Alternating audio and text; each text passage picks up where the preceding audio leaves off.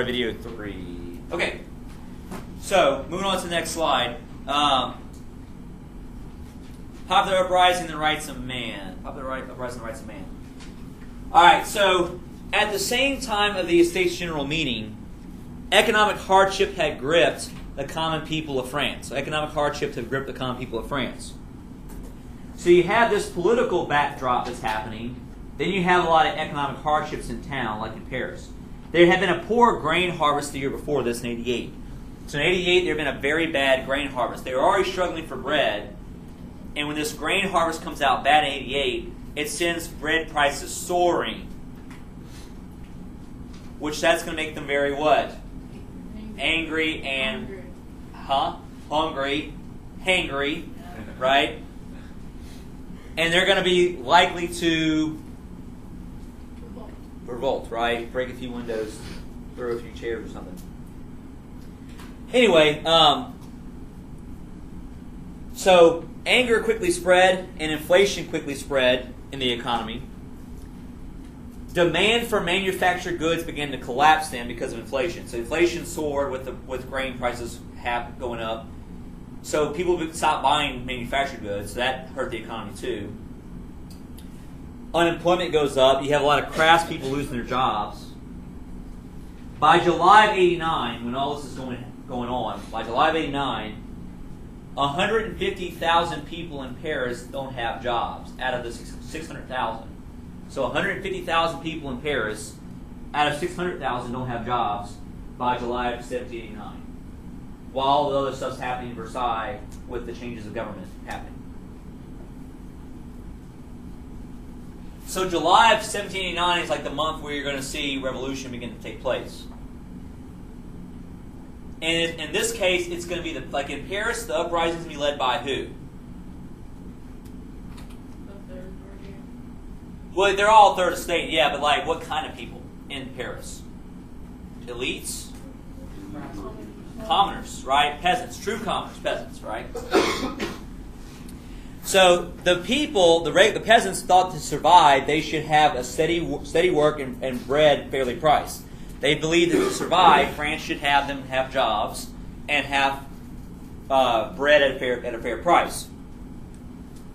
And when they hear that Jacques Necker is sacked, they feared that this would go back to like the nobles having more power and them going back to like the old ways of collecting taxes. Then they also heard what was coming to Paris too. The troops. So the people hear about the troops. They're having bread problems. They're having all these inflation issues. People out of work. Then they hear about Necker being fired. That leads them to go ahead and basically take up the idea of like, we got to protect ourselves. So they all go storm the Bastille. They storm the Bastille, which is this castle in Paris, on July 14th, 1789. This is like their Independence Day. They're not independent because, why? Well, they're still France, right? They're never going to be independent, really, because it's always France, right? But this is like the equivalent to their Independence Day. July 14, 1789, they celebrate today as Bastille Day. The day that the people rose up and began to challenge the monarchy. So it's this castle that held, it was like an armory there. There was a bunch of weapons there for like the military. But there's also a lot of political advocates, people who've been arrested, were jailed there too. So they bust into this castle, and they basically begin to go in there and just like seize the weapons and seize control of the castle. And they're so angry, they begin to tear it down with their hands. So they're so angry about everything that they begin to basically destroy the Bastille, and they rip it apart using their hands and tools they have with them. This is a castle. That's the French Revolution in a nutshell right there. That tells you anything, right? So they arm themselves with these guns and protect themselves in case the French military comes and tries to put them down. Louis then reappointed Necker back to his job and allow the National Assembly to work. So Louis was kind of trying to backdoor kind of come in and take out the National Assembly and kind of take away their power with the Estates General and all that. Then he sees this happen in Paris. He's like, okay. So he reappoints Necker. Necker gets his job back, and then he allows the National Assembly to do what he's going to do. Again, because he's not really this firm guy who wants to I think if it was Louis XIV, he would just come in and slaughter everybody. That was doing all this stuff. But this is not Louis. This is Louis XVI, and he's going to be kind of wishy-washy, eager to please, right? But he's basically doing what? He's essentially cutting his own head off here, right? Because basically he just lets them keep doing what they want to do, to where eventually he has no power, and eventually they're just going to be like, no more head, right? All right. Peasant uprising. So peasants had bore the brunt of taxation. Also, they had to pay tithes and also had to deal with noble privileges. So remember that not only did they pay taxes, but they were required to pay money to the church. So tithes were required. And they had no privileges, and they had to endure the nobles who had privileges. And they have been hit very hard in the 80s by the bread costs and inflation with bread costs.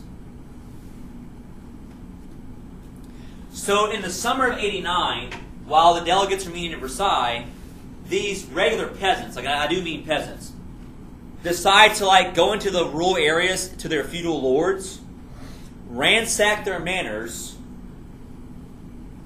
and burn down or burn any kind of documentation about their obligations. Because the feudal lords would have all these contracts about who was obligated to do what on their lands, kind of going back to the old feudal manor systems of the past. So these guys, the regular people, are rising up and attacking these feudal lords and their manors, and beginning to destroy any kind of documentation of what they are obligated to do. They go reclaim what land? The enclosed lands, right? They also go and reclaim the old enclosed lands that used to be held in common. So they take that back too. So they go reclaim old common lands that have been enclosed. What's kind of weird too is that they also have this great fear developed. They have this great fear developed that when they do all this, they expect the nobles are going to do what?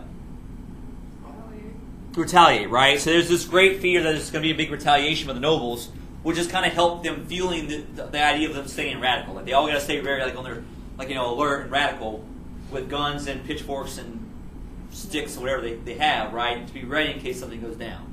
So there's this fear and panic that things are going to get worse and worse. Okay, so now essentially because the king has relented, the National Assembly is basically legit now. The National Assembly has become this legit establishment because the king tried to kind of put them down and then failed to do so, and now they're allowed to meet consistently. And what's their mission now? What's their goal going to be now over the next couple of years? Well, necessarily, remember they want a what? Constitutional monarchy. So what's their goal going to be in terms of what's their job now going to be for the next several months? To establish a new government, to establish a new what document? Constitution, right? They make two very important decrees in August of 89. The first is that they abolish all privileges. All noble and clergy privileges are now abolished. So, believing that they are the national government and asserting that belief, they abolish all noble and clergy privileges. So no more serfdom, no more hunting rights, legal fees, peasant restrictions, all that's gone. Hey, he's right here. Sure.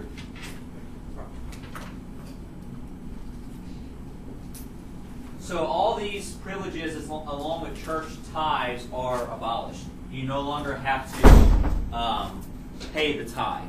You no longer have to pay the tithe either. So privileges and tithes are all abolished by the National Assembly. Then you get their Declaration of the Rights of Man and of the citizen. Usually used to call this the Declaration of Rights of Man. This is like their version of what document? Declaration of Independence, right? It's not a constitution. It's basically what you got. All right, that's it. You have a good day. See you tomorrow. Go look in your boats.